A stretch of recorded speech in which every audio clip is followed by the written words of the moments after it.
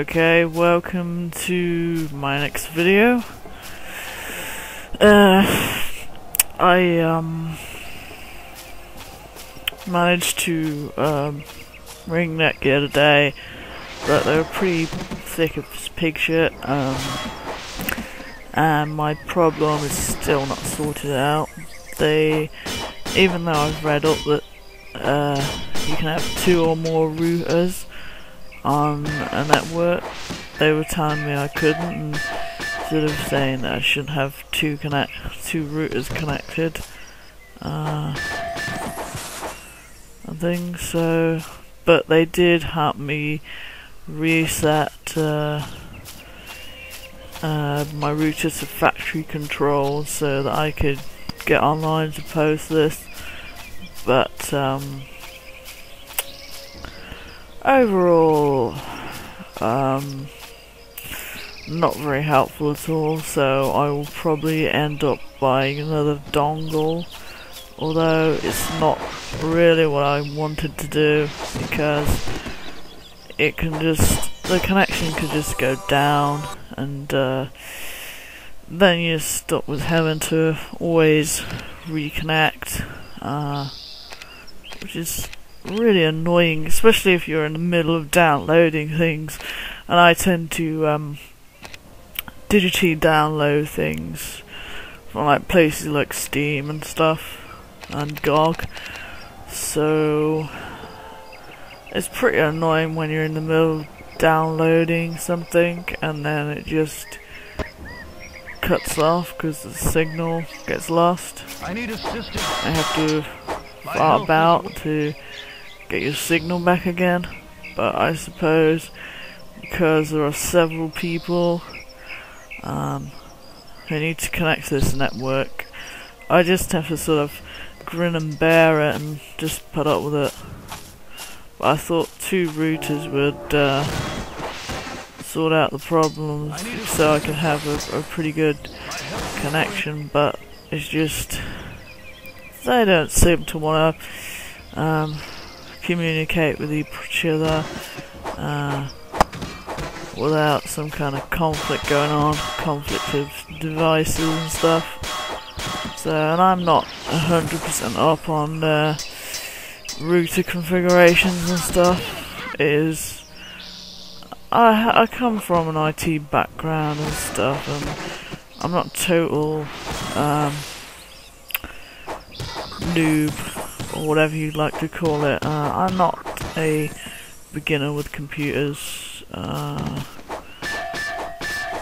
You know, I've put in my own stuff. Like I brought this computer that I'm using now for £170, and you know, it's very basic, very bare bones, and I put a load of stuff in, modified it. Yeah, so no, I've got IT qualifications that are valid in 140 different countries, so I'm pretty up there, just not with networking. But usually computer networking is usually classed as you know, separate from all the sort of computer technical stuff in this country. So yeah, it's just something I don't really get at all. Just all these different configurations and numbers and stuff just does my head in completely. Yeah, so now we're taking out the archers,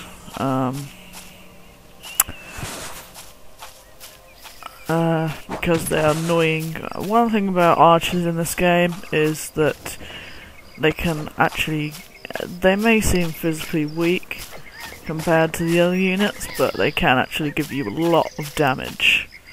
So especially if there's like other units, like infantry units about, and then they're about in the background, they will give you lots of damage, so you want to take those out first.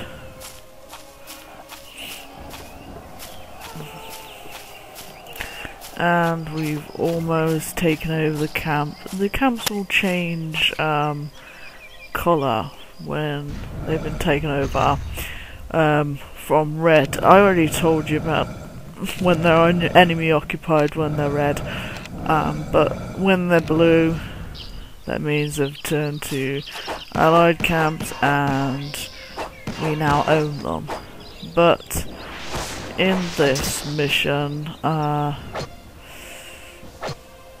when it flashes your colour, it means that basically you haven't taken over the camp just yet, because there are a few scatterings of enemies around, and it means basically that the encampment is under attack by enemy forces who are trying to win it back.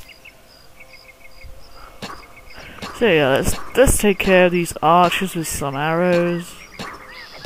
Oh no, sorry, infantrymen.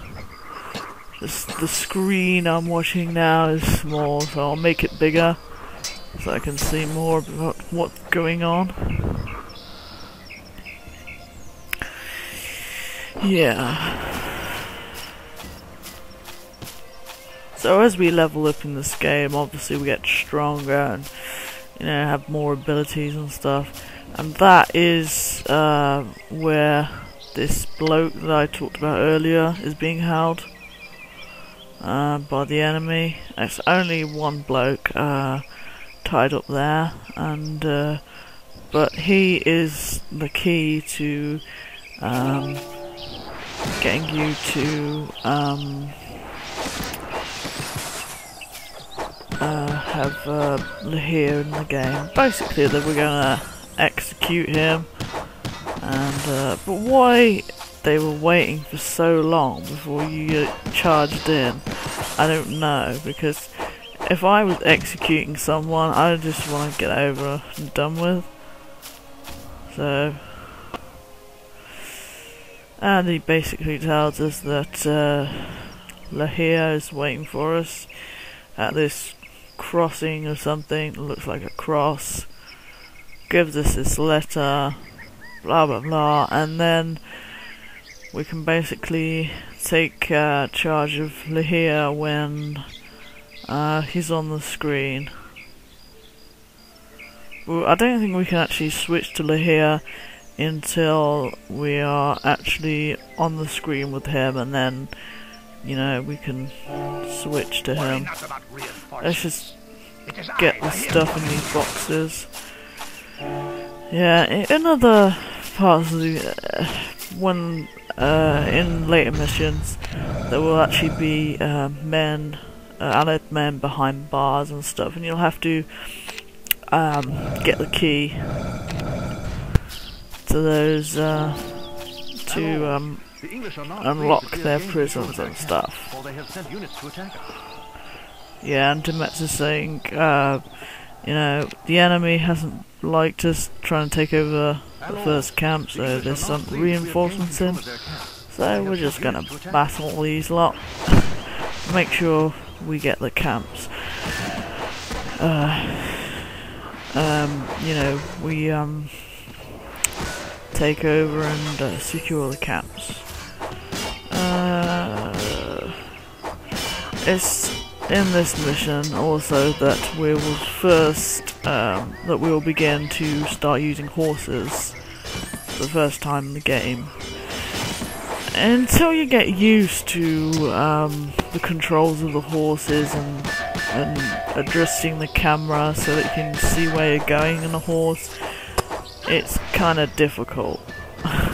It's not, you know, you think you could just get on a horse and, you know, just do the controls and whatever, and it's gonna be easy, but it's not. At least that's what I found when I first started, when I first played this game. So it takes a bit of practice getting used to the horses, because they are annoying, and especially with the camera. You know, you want to be on the horse, so it makes you go faster across the terrain, but you want to I'm afraid I can no longer assist you. Yeah, it's chicken out again. Prevents me from fighting anymore. You want to,